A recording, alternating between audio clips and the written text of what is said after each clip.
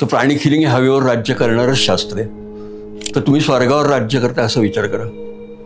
It's a complete totally different experience.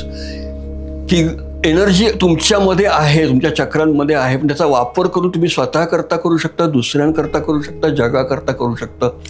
Your hands can help.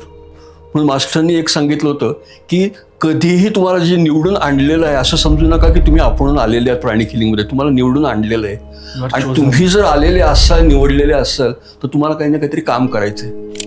आणि ते काम असं आहे, you have to heal the sick, you have to feed the hungry, you have to mend the poor. जे broken असतील त्यांना दुरुस्त करायचं आहे, जे आजारी असतील त्यांना आपल्याला पुन्हा निरोगी करायचं आहे, आणि जे भुकेले असतील त्यांची भूक भागवायची. This is what we need to do.